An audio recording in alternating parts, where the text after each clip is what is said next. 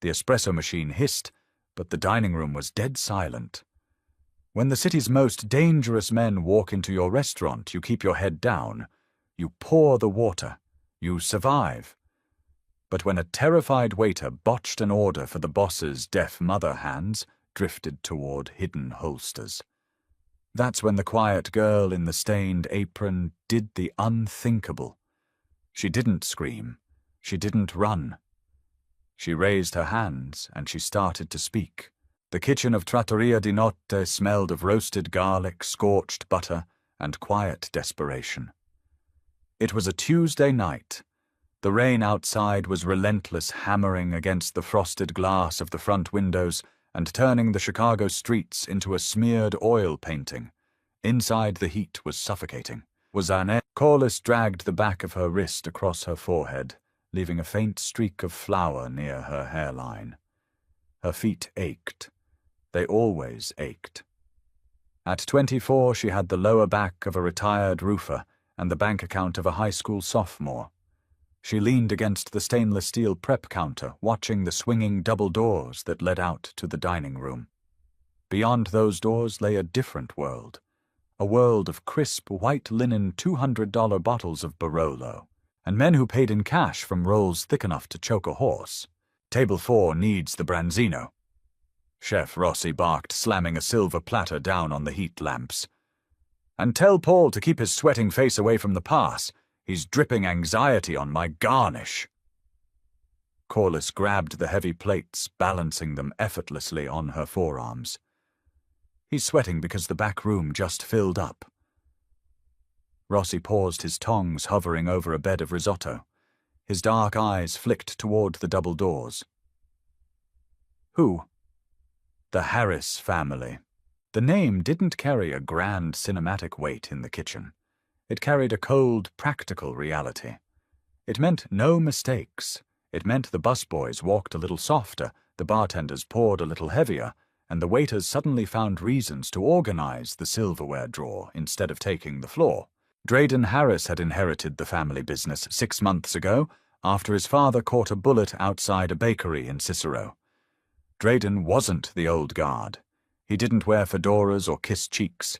He was 32, built like a welterweight boxer, and ran his organization with the ruthless, sterile efficiency of a corporate raider. He was a man drowning in a war he hadn't started, and the pressure radiated off him like heat off asphalt. Corliss pushed through the doors and navigated the crowded floor. She kept her eyes neutral, her expression carefully blank. It was a survival mechanism she'd honed over 3 years in the service industry. People didn't want to see the help. They wanted the food to magically appear. As she delivered the branzino to a pair of oblivious tourists, she let her gaze drift toward the alcove at the back of the room. It was slightly elevated, partially obscured by a velvet rope and a heavy oak partition. 3 men sat at the table, flanked by 2 others standing by the velvet rope. Drayden Harris sat at the head. He wore a charcoal suit that probably cost more than Corliss's rent for the year, his tie pulled loose, his dark hair messy from fingers being run through it too many times. He was flanked by his lieutenants, broad-shouldered men with thick necks and flat, dead eyes. They were leaning in, talking in low, urgent bursts. But it wasn't the men that caught Corliss's attention. It was the woman sitting to Drayden's right. She was in her late 50s, wearing an elegant emerald green blouse, her silver hair pinned up in a flawless twist. Corinne Harris, Drayden's mother. She sat perfectly straight, her hands folded delicately in her lap. And she was utterly, entirely alone. The men around her were arguing. Corliss could see the sharp, aggressive movements of their hands, the tightening of their jaws. Corinne's eyes darted from face to face, trying to catch the shape of their lips. She was deaf. Corliss had heard the whispers from the older staff, the rumors that the boss's mother lived in a world of absolute silence. Corinne leaned forward slightly, trying to track a rapid-fire exchange between Drayden and the man across from him. But the men talked over each other, looking down at the table, covering their mouths with their hands as they plotted. Corinne's brow furrowed. She tapped Drayden's arm gently. Drayden didn't look at her. He just patted her hand, a dismissive automatic gesture, and kept talking to his lieutenant. Corinne shrank back into her chair. Her eyes a striking, clear blue dulled. She picked up her water glass, taking a slow sip, staring at the white tablecloth.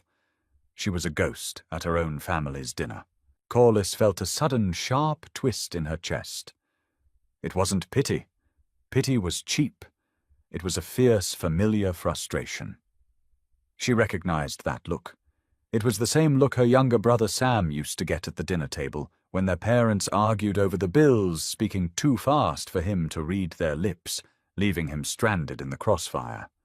Sam had been gone for 4 years now, but the ghost of his isolation lived in Corinne Harris's stooped shoulders. "Hey!" A sharp poke in the ribs broke Corliss's trance. It was Paul, the floor manager. His face was shiny with grease and panic. "Stop staring at the back table. Do you want to get us all shot? I'm just looking."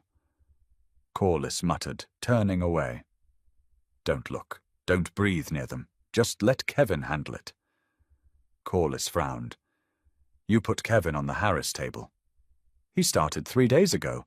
He dropped a tray of water glasses this morning because a bus horn scared him. Nobody else would take it." Paul hissed, wiping his forehead with a napkin. "I told him to just take the order nod and get out. It'll be fine." Corliss looked back at the alcove.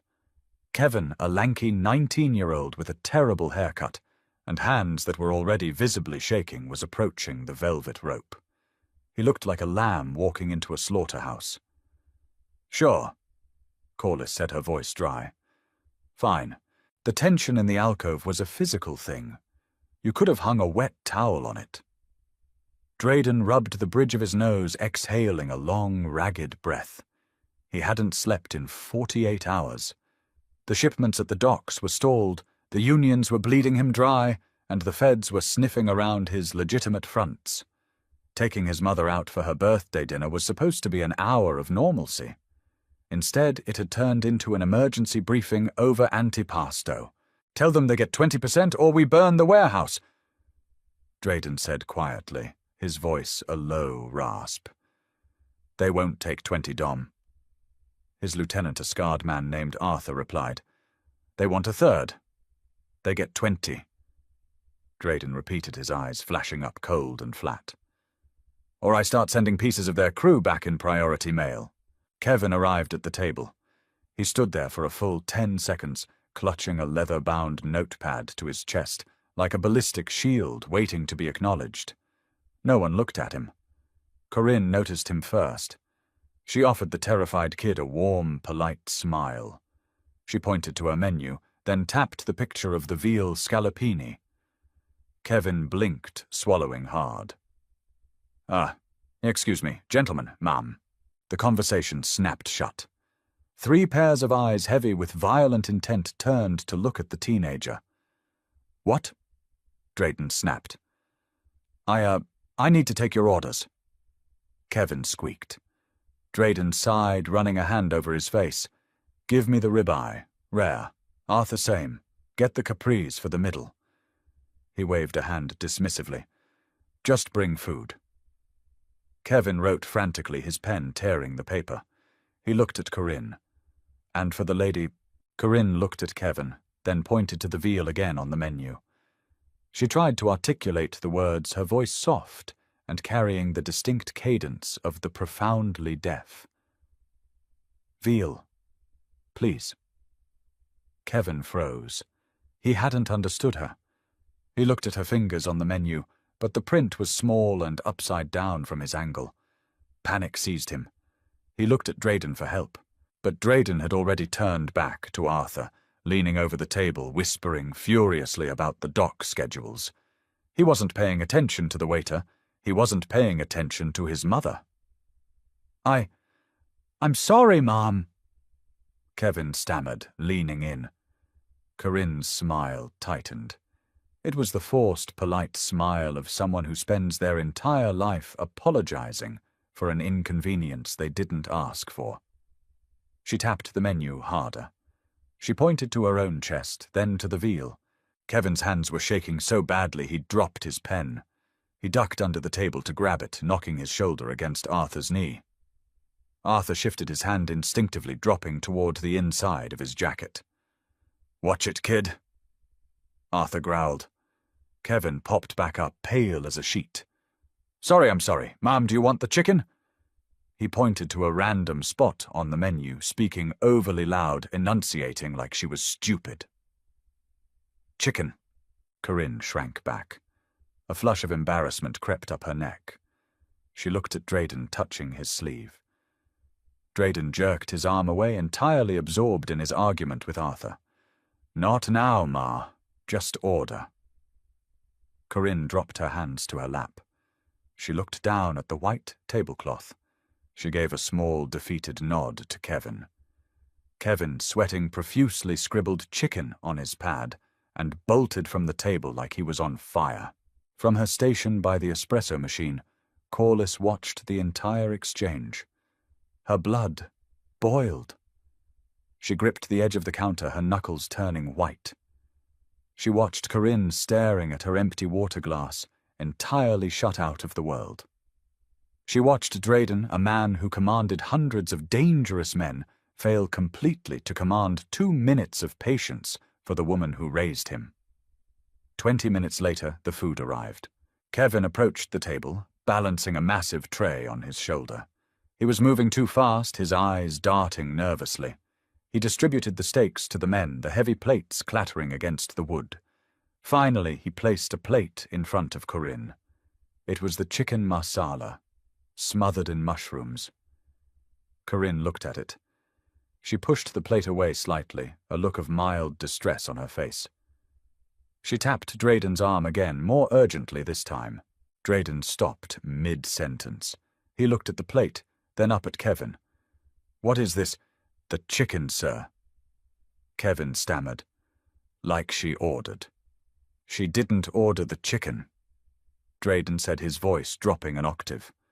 The ambient noise in the restaurant seemed to dim in response. "She's allergic to mushrooms." Kevin took a step back. She nodded. I asked her if she wanted the chicken, and she nodded. "My mother is deaf, you idiot." Drayden stood up slowly. He wasn't tall, but he seemed to fill the room, sucking the oxygen out of the space. "She nodded because you were shouting at her like she was a half-wit and she was embarrassed. Are you trying to kill her?" "No, I swear." Kevin backed up his heel, catching on the thick leg of a serving cart. He stumbled. His arms flailed. The heavy tray in his hand swung wildly, catching the edge of the table. A crystal wine glass tipped over. The red wine spilled like fresh blood across the pristine white linen right into Drayden's lap. The glass rolled off the table and hit the hardwood floor, shattering with a sharp, violent crack that sounded exactly like a gunshot. Chaos erupted.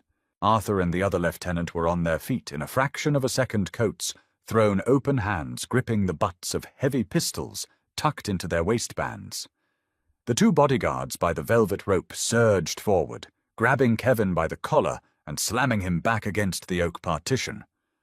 The teenager let out a strangled, breathless cry, his feet dangling off the floor. The rest of the restaurant went dead still. Diners froze with forks halfway to their mouths. Paul, the manager, ducked behind the host stand. Drayden stood over the table, staring at the ruined suit, his face a mask of pure, unadulterated rage. He looked at the shattered glass, then slowly raised his eyes to Kevin, who was whimpering against the wood paneling. "Take him out back," Drayden whispered. The order was quiet, but it carried to every corner of the room. Corinne stood up, her face pale with terror. She grabbed Drayden's arm, pulling at him, pleading with her eyes. She didn't know exactly what had been said, but she understood the violence in the room. She was signing rapidly, furiously, but Drayden wouldn't look at her hands. He kept his eyes locked on the waiter. Corliss didn't think. If she thought about it, she would have stayed behind the counter. She would have let the mobsters do what they were going to do. Instead, she untied her stained apron, threw it over the espresso machine, and walked out onto the floor. Her footsteps were completely silent on the hardwood. She didn't run. Running signaled panic. Running made you pray. She walked with the steady, measured pace of someone walking into the ocean. "Hey," Paul hissed from behind the host stand, his hand reaching out to grab her ankle. "Are you crazy? Get back here." Corliss stepped over his hand. She bypassed the two bodyguards holding Kevin. She didn't look at the guns. She didn't look at the lieutenant staring daggers at her. She walked straight to the table, stopping directly in front of Drayden Harris. He turned his dead black eyes on her. The vein in his neck was pulsing. "Get out of my face." "Let the boy go," Corliss said. Her voice wasn't loud, but it was steady. It lacked the tremor that usually infected anyone speaking to the boss of the Harris family. Drayden laughed. It was a dry, ugly sound. "Excuse me, he's 19. He's an idiot, and he's terrified of you." Corliss said, her eyes locked on Drayden's. "You're ruining your mother's dinner over a kid who makes minimum wage." Arthur took a step forward, his hand slipping fully under his jacket. "Dom, want me to clear her out? I'll clear myself out," Corliss said, turning her back on Arthur. A deeply dangerous move, but she knew instinctive predators. If you show fear, they bite. She turned away from the mob boss and looked at Corinne. The older woman was trembling, clutching her napkin. Her beautiful blue eyes were wide with distress, watching the angry faces of the men unable to intervene, locked behind a wall of silence. Corliss took a breath. She softened her posture.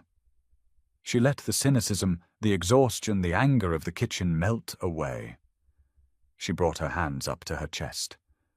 She caught Corinne's eye. Hello, Corliss signed her movements, crisp, fluid, and deeply respectful. "I am so sorry about the mess." "And the noise." Corinne froze. The breath hitched in her throat. She stared at Corliss's hands, then up at Corliss's face, searching to see if this was a trick or mockery. Corliss offered a small, genuine smile. "Your son is very angry, but nobody is going to get hurt, I promise." A profound, heavy shockwave rolled through the room. It wasn't the sound of a gun or the breaking of glass. It was the absolute stillness of the Mafia boss. Drayden stood frozen, his hands planted on the ruined tablecloth, staring at the waitress. Arthur's jaw went slack. He looked from Corliss to Drayden, completely bewildered. Corinne's hands came up, shaking slightly. You know sign she signed back, her expression a mix of disbelief and overwhelming relief. My brother Corliss signed, tapping her forehead and bringing her hand down. He taught me. She looked at the chicken on the table. You wanted the veal, didn't you, with the lemon butter? Corinne nodded frantically. A tear spilled over her lashes, tracing a line down her powdered cheek. It was the tears of someone who had been shouting into a void for years, and suddenly miraculously heard an echo. Yes. Please. They talk too fast. I can never catch it. I know. Corliss signed, her face softening with profound empathy. Men talk a lot, but they rarely say anything important. A sudden sharp bark of laughter echoed in the alcove. Corliss glanced over. Corinne had laughed aloud. It was a beautiful raw sound. Drayden was staring at his mother. The rage had drained from his face, replaced by an expression of pure, unadulterated shock. He hadn't heard his mother laugh like that in over a decade. He looked at Corliss. Really looked at her for the first time. He saw the cheap, orthotic shoes, the dark circles under her eyes, the way she stood tall despite the obvious exhaustion weighing her down. Corliss turned back to Corinne. I will bring you the veal. Fresh, 5 minutes. She reached down and calmly picked up the plate of chicken masala. She turned to the bodyguards who were still holding a weeping Kevin against the wall. Put him down, Corliss said. She didn't sign it. She spoke it aloud, her voice carrying the absolute authority of a head waitress in her own dining room. The bodyguards didn't move. They looked to Drayden.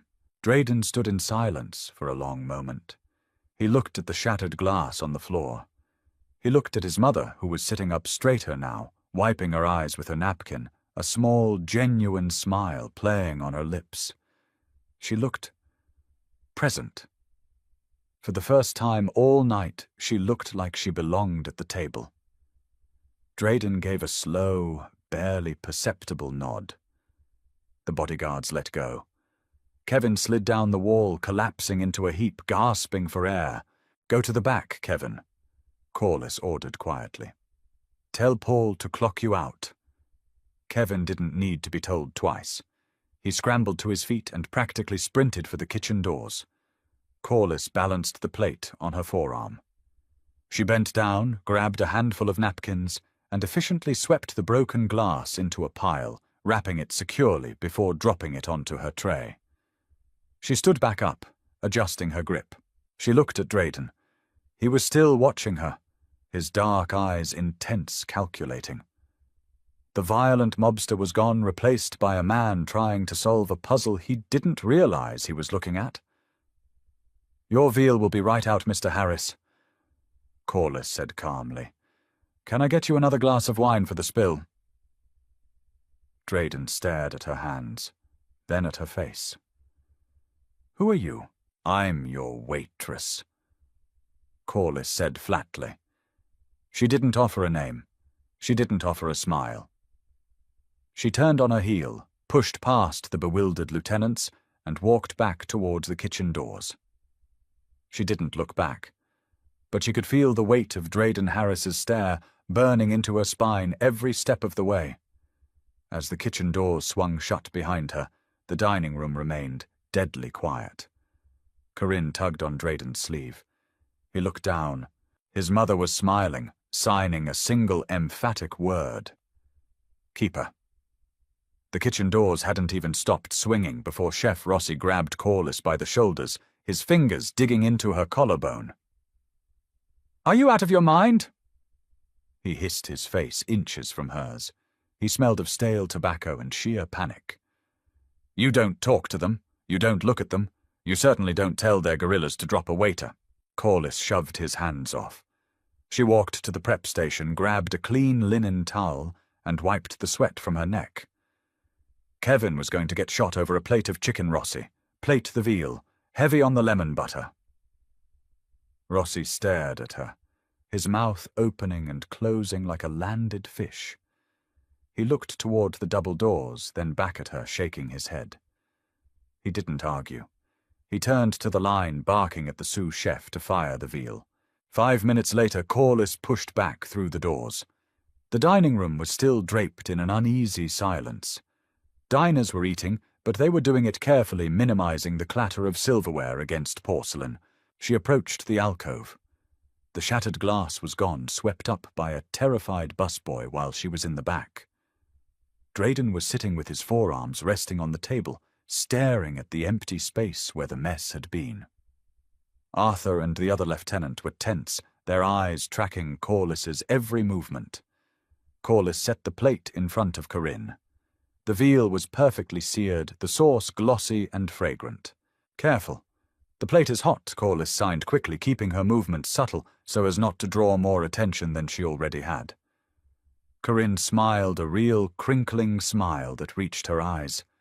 She picked up a fork and took a bite, closing her eyes in appreciation. She pointed at the food, gave a thumbs up, and signed, "Thank you." Corliss gave a short nod. She didn't look at Drayden. She didn't ask if they needed anything else. She turned and walked away. For the rest of the evening, she avoided the back alcove. She let Paul refill their water, ignoring his frantic, whispered complaints. When it was finally time for the Harris party to leave, Corliss was in the back rolling silverware in the cramped break room. She only emerged when she heard the heavy front doors click shut. The table was empty.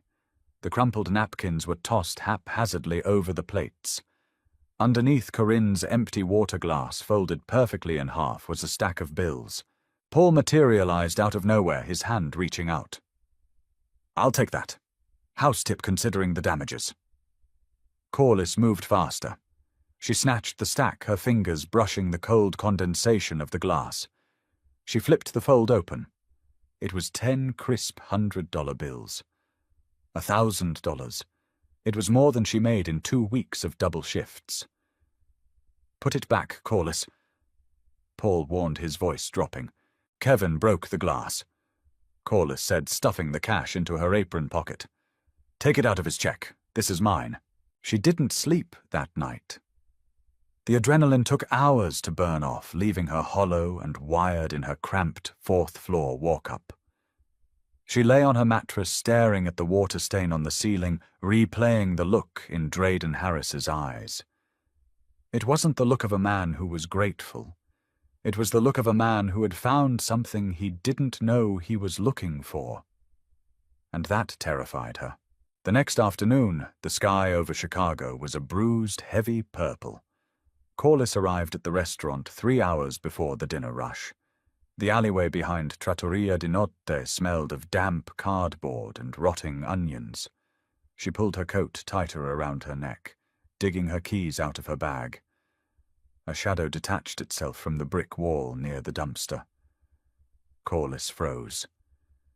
Her hand tightened around the jagged metal of her keys, sliding them between her knuckles. It was Arthur, the scarred lieutenant from the night before. In the harsh daylight, the deep groove running down his left cheek looked pale and jagged.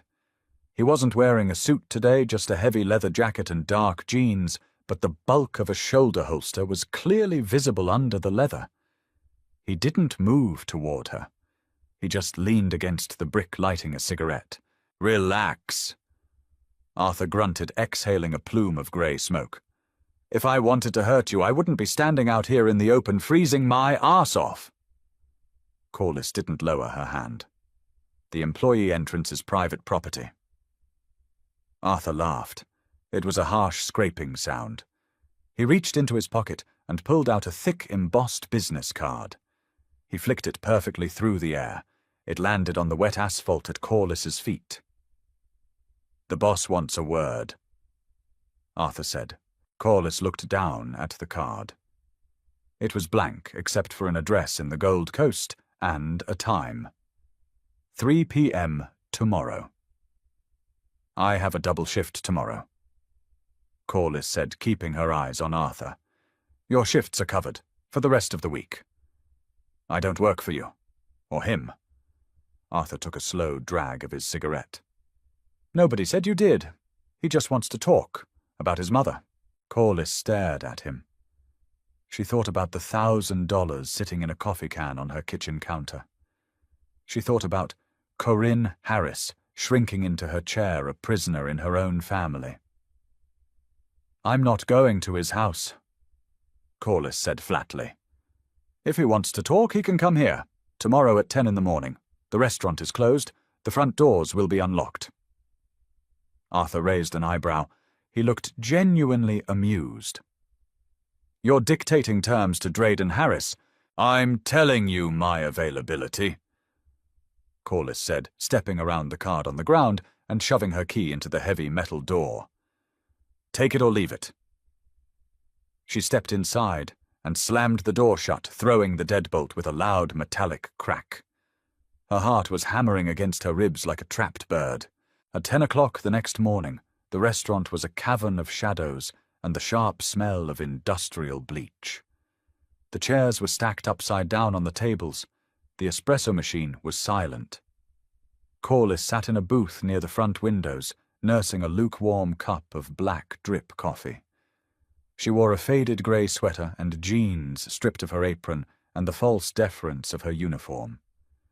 Exactly at 10, the heavy oak front door clicked open. Drayden walked in. He was alone. No Arthur. No bodyguards checking the corners. He wore a dark navy overcoat over a simple black turtleneck. In the muted morning light he looked exhausted.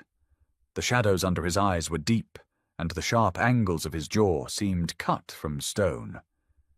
He locked the door behind him and walked over to her booth. He didn't ask for permission to sit.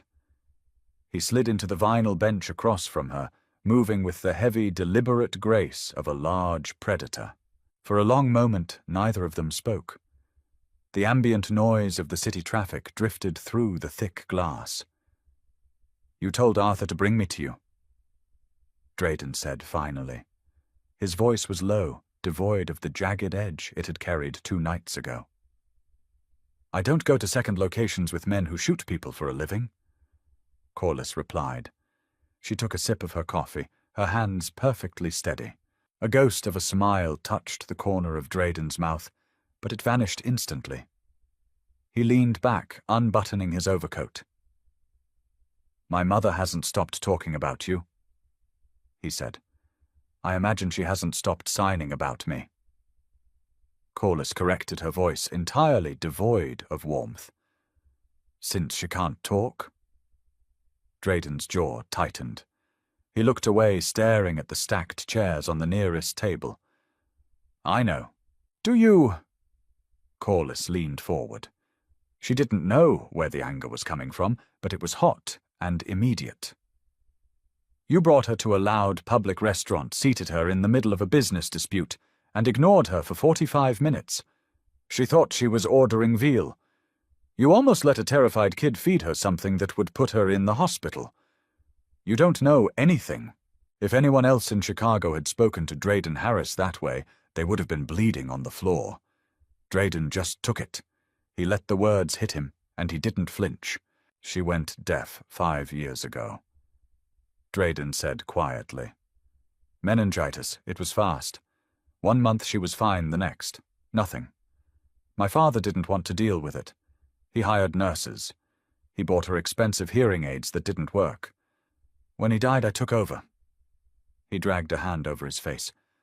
I took over everything. The business, the family, the enemies.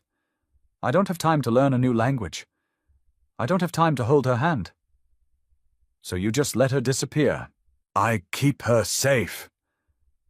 Drayden snapped his eyes, flashing back to hers, hard and defensive. She has the best security in the city. She lives in a fortress. A quiet fortress. Corliss said softly. That's just a tomb. The fight drained out of him. He looked down at the table. For a fraction of a second the mob boss vanished, and Corliss saw the 32-year-old man, crumbling under the weight of an empire he never asked to build. She laughed. Drayden said, When you talk to her. I haven't heard her laugh in 3 years. He reached into his coat pocket. Corliss's breath caught her muscles tensing, but he didn't pull a weapon. He pulled out a folded piece of paper and slid it across the table. Corliss looked at it, but didn't touch it. What is that? A contract, Drayden said. I want to hire you. I'm a waitress. You're a translator. You're a companion. Drayden tapped the paper. 3 days a week. You come to the estate. You have lunch with her. You go with her to the gardens to her appointments. You translate for me when I need to speak with her. Corliss stared at him like he had lost his mind. You want me to work for the Mafia? I want you to talk to my mother, Drayden said flatly. You're not moving weight. You're not sitting in on sit-downs. You're strictly civilian. My men will know you are untouchable. You come in, you keep her company, you go home. No. Corliss shook her head, sliding the paper back across the table. I need this job. I need the tip money. I don't need the feds taking photos of me walking into a syndicate stronghold. Find an agency. Hire a professional. I did. Drayden countered. 3 of them. They were terrified of the guards. They treated my mother like a patient. She hated them. He leaned forward, his dark eyes locking onto hers. She specifically asked for you. She said you didn't look at her like she was broken. Corliss swallowed hard. She remembered Sam. She remembered the special education teachers who spoke to her brilliant, funny teenage brother like he was a toddler. She remembered the rage it sparked in her chest. Look at the number, Drayden said softly. Corliss dropped her gaze to the paper. She didn't mean to, but human curiosity was a terrible thing. She read the number at the bottom of the single page. Her heart stuttered. It was enough to move out of her roach-infested apartment. It was enough to pay off the crushing medical debt her father had left behind. It was enough to actually start living instead of just surviving. "This is ridiculous," she whispered. "This is hush money." "It's whatever you want to call it," Drayden said, standing up. He buttoned his coat. 3 days a week. You set the schedule. You answer to no one but Corinne. And me. He walked toward the door, his heavy boots echoing in the empty restaurant. He stopped with his hand on the brass handle and looked back over his shoulder. "I know you're not afraid of me, Corliss," Drayden said. It was the first time he had used her name. It sounded strange in his mouth, too intimate, too heavy. "But you should know I don't take no for an answer when it comes to my family." He unlocked the door and stepped out into the gray Chicago morning, leaving the contract sitting on the table like a loaded gun. Corliss stared at the paper. She wrapped her hands around her cold coffee cup, trying to stop the trembling in her fingers. She was standing on the edge of a cliff, and the wind was pushing hard at her back. The Harris estate sat behind a 10-foot wrought-iron gate on a stretch of the Gold Coast, where the houses looked less like homes and more like embassies. Corliss stepped out of the ride-share, her worn canvas sneakers crunching against the impeccably swept driveway. She felt the weight of the security cameras tracking her every movement. 2 men in dark suits stood by the front doors. They didn't speak as she approached, only stepping aside to let her pass. The interior of the house was stunning, and completely dead.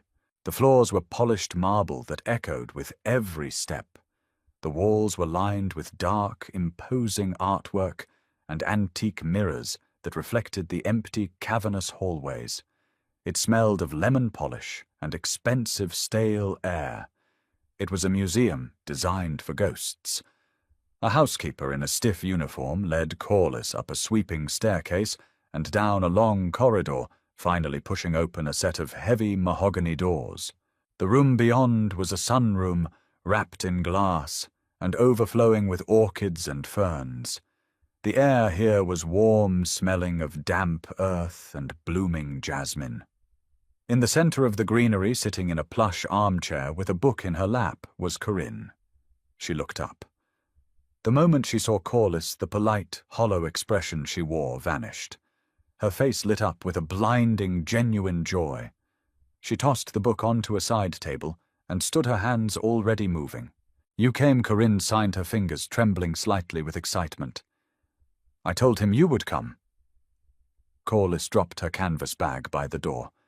She let out a long breath, the tension of the house melting away in the warmth of the older woman's smile. She brought her hands up. "I came for the money," Corliss signed back, keeping her face perfectly deadpan.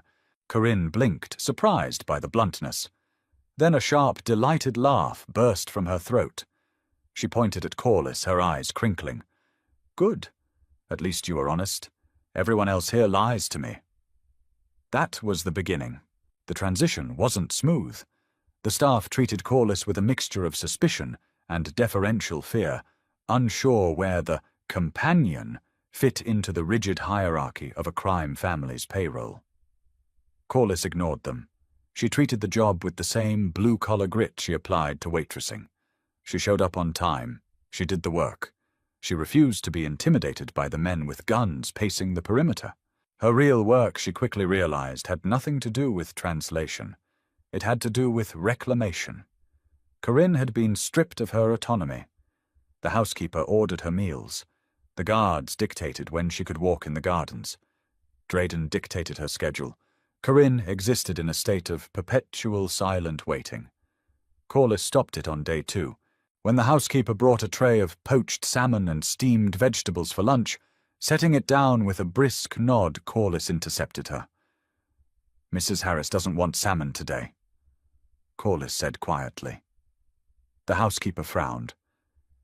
"Mr. Harris requested a heart-healthy diet for his mother." "Mr. Harris isn't eating it," Corliss replied, turning to Corinne. She signed, "What do you actually want?" Corinne looked at the housekeeper, then at Corliss. A mischievous glint appeared in her blue eyes. A cheeseburger, with the thick fries. And a Coke. Corliss turned back to the housekeeper. She wants a cheeseburger, heavy on the fries, full sugar Coke. The housekeeper looked scandalized. I can't authorize that. Then I will... A voice rumbled from the doorway. Corliss didn't jump. She just turned her head. Drayden was leaning against the doorframe, his suit jacket slung over one shoulder, his tie loose. He looked like he hadn't slept since she last saw him at the restaurant. His eyes were heavy, but they were locked entirely on Corliss. He pushed off the doorframe and walked into the sunroom. Get my mother a burger, Maria. The housekeeper nodded sharply and practically fled the room. Drayden stood by the glass looking out over the manicured lawns. He didn't look at Corinne. He didn't look at Corliss. He just stared at the grey waters of Lake Michigan in the distance. He carries the whole world on his back. Corinne signed to Corliss, watching her son with a heartbreaking mixture of pride and profound sorrow. He thinks I don't see it because I can't hear the guns. Corliss watched Drayden's rigid shoulders. She walked over to him, stopping a few feet away, close enough to smell the faint, sharp scent of gunpowder and expensive cologne clinging to his shirt. Talk to her, Corliss said softly. Drayden didn't turn. I am. I got her the lunch she wanted. That's logistics. Corliss snapped, her voice dropping to a harsh whisper. That's not talking. Look at her, Drayden. She's right there. She doesn't need a boss. She needs her son. Drayden's jaw clenched. The muscles in his neck jumped. For a terrifying second, Corliss thought he might backhand her. She had crossed a line. You don't give orders to the head of the Harris family in his own house. Slowly, Drayden turned his head. His dark eyes met hers. There was a dangerous, volatile energy vibrating under his skin. You don't know what I'd do out there to keep this house quiet. He whispered. I don't care. Corliss fired back, unflinching. When you walk through those doors, you leave it outside. She didn't ask for this cage. The least you can do is sit in it with her. Drayden stared at her. The silence stretched thick and suffocating. Then the fight drained out of him. He let out a ragged breath and turned away from the window. He walked over to the armchair opposite his mother and heavily sat down. Corinne looked at him surprised. Drayden looked at Corliss, gesturing vaguely with his hand. Tell her the shipment came in. The legal one. The olive oil. Corliss softened. She raised her hands and translated the words, watching Corinne's face light up at the simple act of being included in her son's day. 2 weeks bled into 3. The brutal Chicago winter finally broke, giving way to a muddy, violent spring. Corliss's routine became an anchor in her otherwise chaotic life. Her bank account was flush. The medical debt was paid off.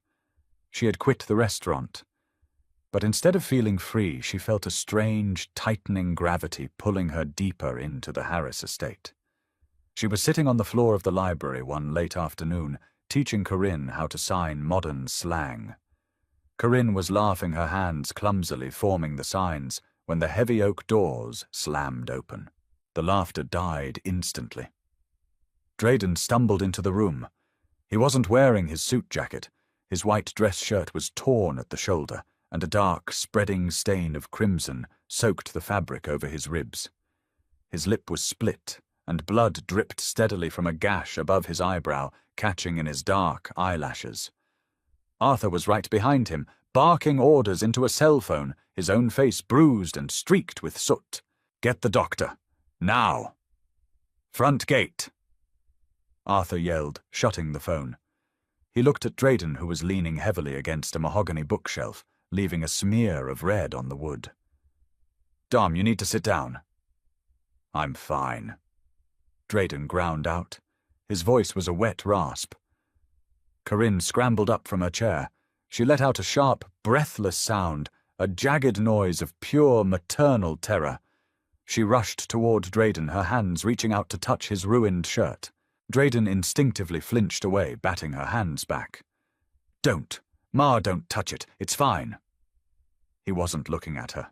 He was staring at the floor, trying to stay upright. Corinne froze. She was shut out again. The panic in her eyes was agonizing. She didn't know if he was dying. She didn't know what had happened. She looked frantically at Arthur, but the lieutenant was already pacing the room, checking the windows. She looked at Corliss. Corliss didn't hesitate. She crossed the room in 3 strides, ignoring the blood dripping onto the priceless Persian rug. She stepped directly between Drayden and the bookshelf, forcing him to look up. "Look at her," Corliss commanded. "Get her out of here." Drayden gasped, his hand pressing hard against his ribs. "Arthur, get them out." "No," Corliss said, her voice cracking like a whip. She grabbed Drayden's chin with her fingers. His skin was clammy cold with shock. "Look at your mother, Drayden, right now." Drayden blinked, the haze of pain parting just enough for him to focus on Corliss's fierce expression. Reluctantly, he shifted his gaze over Corliss's shoulder to Corinne, who was trembling violently. Corliss brought her hands up directly in Drayden's line of sight, forcing him to watch the translation. "He is hurt," Corliss signed to Corinne, her movements sharp and deliberate. "But he is standing. He is breathing. He is going to be okay." Corinne sobbed, her hands covering her mouth. She nodded frantically. "Tell her it was just a car accident." Drayden mumbled, his eyes sliding shut. "Tell her I hit the steering wheel." "I don't lie to her," Corliss said instantly.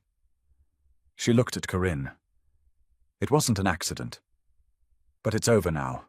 The doctor is coming." Drayden's eyes snapped open. He glared at Corliss. "I told you to tell her. She's deaf, Drayden. She's not stupid." Corliss yelled, the raw emotion finally boiling over. "She smells the copper. She sees the guns. Stop treating her like a child. She can handle the truth. She can't handle you shutting her out." The library went dead silent, save for the ragged sound of Drayden's breathing. Arthur stopped pacing, staring at Corliss in absolute shock. Nobody yelled at Drayden Harris, especially not while he was bleeding. Drayden stared at Corliss. The anger in his eyes slowly fractured, revealing the deep, exhausting terror underneath. He looked past her to his mother. Corinne stepped forward. She didn't reach for his wound this time. She reached for his face. She gently cupped his uninjured cheek, her thumb wiping away a streak of blood near his eye. She looked at him, her blue eyes fierce and clear. "I survived your father." Corinne signed slowly, her hands perfectly steady. Corliss quietly translated the words aloud for Drayden, her voice softening. "I will survive you, but do not lie to me." Drayden swallowed hard. He leaned his face into his mother's palm just for a second. A single heavy concession. "Okay," he whispered. "Okay, Ma." The heavy doors opened again, and a man with a black medical bag hurried in, flanked by 2 guards. "Get him on the sofa," the doctor ordered, pulling on gloves. Arthur and a guard moved in, taking Drayden's arms and guiding him away. As they lowered him onto the leather couch, Drayden's eyes tracked back to Corliss. She was standing next to Corinne, her arm wrapped protectively around the older woman's shoulders. She looked out of place in the opulent, blood-stained room. She looked tired. She looked defiant. And in that moment, staring through the haze of pain and adrenaline, Drayden realized something terrifying. He didn't just want her here for his mother anymore. He needed her here for himself. The bullet had cracked a rib torn through muscle and missed Drayden's right lung by a fraction of an inch. For 4 days, the Harris estate operated under lockdown. Black SUVs idled by the front gates. Men with heavy coats and hard eyes patrolled the perimeter. Inside the house felt like a pressurized cabin miles above the earth, waiting for a window to blow. Corliss didn't stop coming. Arthur tried to turn her away at the door on the second morning, citing security protocols. Corliss had simply stared at the scarred lieutenant, dropped her canvas bag on the marble floor, and told him she was on the payroll to see Corinne, not to guard the driveway. Arthur, perhaps remembering the way she had commanded the room, while his boss bled on the Persian rug, stepped aside. She spent her hours with Corinne in the sunroom. They didn't talk about the blood. They didn't talk about the men outside. They talked about gardening. They talked about the awful soap operas Corinne watched with the subtitles on. They built a quiet, impenetrable fortress of normalcy in the middle of a war zone. On the 5th day, the heavy mahogany doors of the sunroom clicked open. Drayden stood in the threshold. He looked terrible. His skin was pale, pulling taut across the sharp angles of his face. He wore sweatpants and a dark t-shirt that hung loose over the bulky bandages wrapping his torso. He was leaning heavily on a cane, his knuckles white around the brass handle. Corinne dropped her knitting. She stood up, her hands flying to her mouth, tears instantly brimming in her eyes.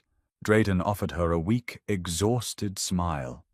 He let go of the cane with one hand and clumsily, stiffly brought his fingers to his chin, moving them down and outward. Good. Then he pointed to himself, then to her. I am good.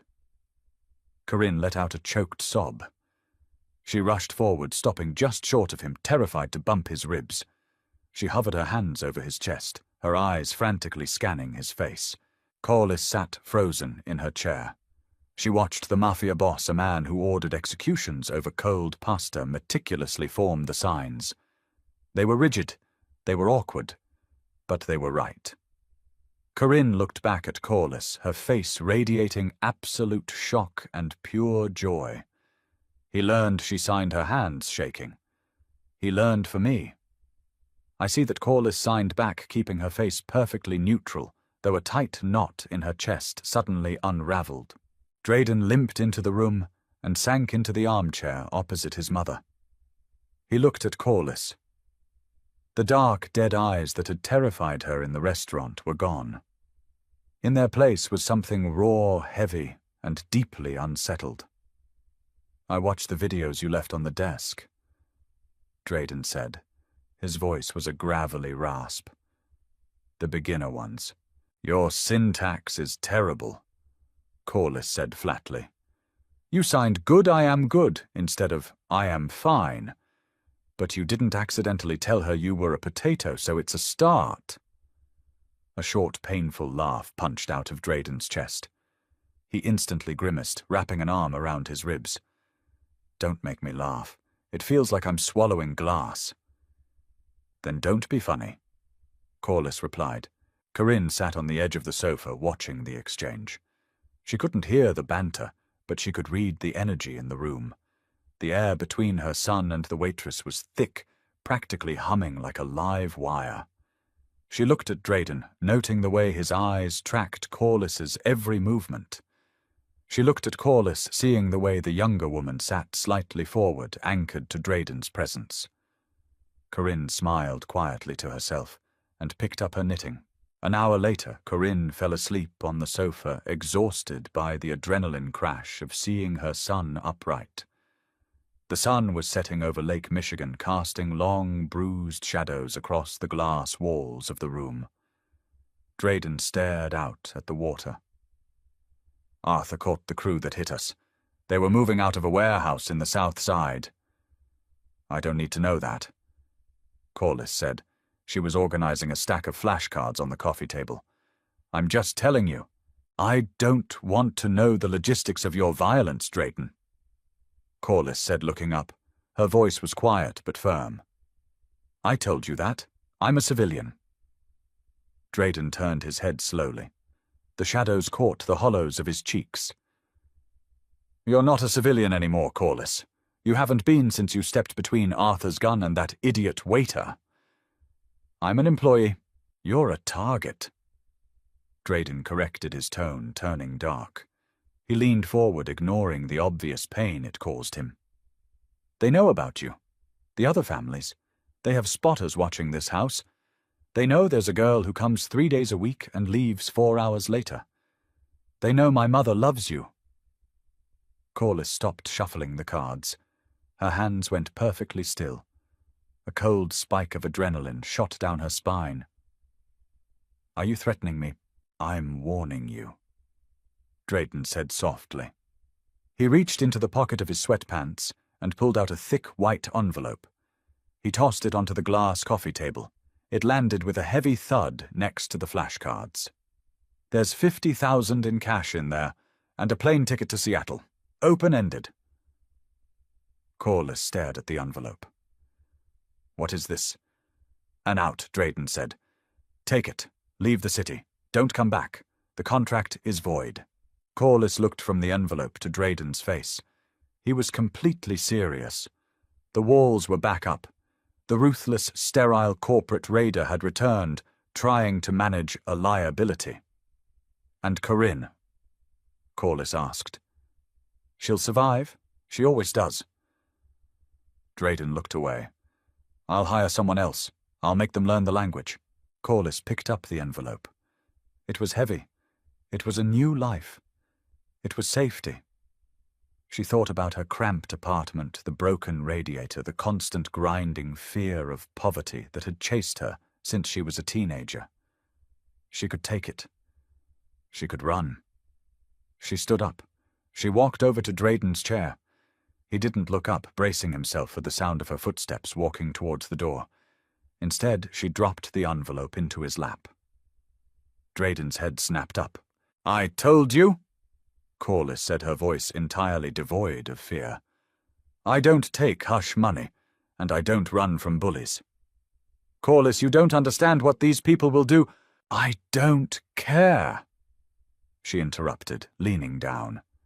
She planted her hands on the arms of his chair, bringing her face inches from his. She smelled of cheap vanilla soap and sheer, unadulterated defiance. "I survived a father who drank away our mortgage. I survived a brother dying in a hospital bed while the doctors ignored him. I survive. That's what I do." Drayden stared at her, his breath hitching in his throat. "You don't get to buy your way out of this," Corliss whispered fiercely. "You don't get to push me away because you're scared. You're going to learn the rest of the alphabet, you're going to talk to your mother, and you're going to deal with me." The silence that followed was absolute. Drayden looked at the fierce, beautiful girl trapping him in his own chair. He had spent his entire life commanding respect through fear. He broke men. He broke organizations. But he couldn't break her. She was made of something harder than bone. Slowly, painfully, Drayden raised his hand. He didn't push her away. He reached up and wrapped his long fingers around the back of her neck, his thumb resting against the erratic pulse jumping in her throat. Corliss didn't flinch. She held his gaze, her eyes burning with a desperate, cynical fire. "I'm a dead man, Corliss," Drayden whispered, his voice cracking. The admission fell out of him like blood from a wound. "I'm drowning. Every day I wake up, and I wait for the bullet that finishes the job." "Then stop waiting," Corliss said, her voice dropping to a harsh, ragged whisper. "Fight back.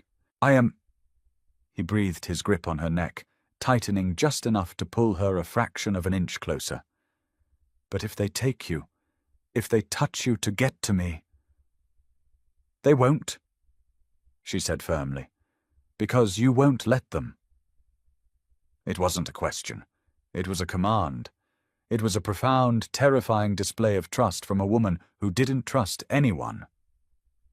Drayden closed his eyes. The fight drained out of him, leaving only the bone-deep exhaustion he had carried for months. He pulled her down. Corliss didn't resist. She let her knees bend, dropping onto the edge of the cushion beside his hip, careful of his bandaged ribs.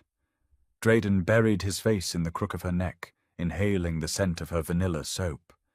He wrapped his free arm around her waist, anchoring her against him, like a man clinging to a piece of driftwood in a hurricane.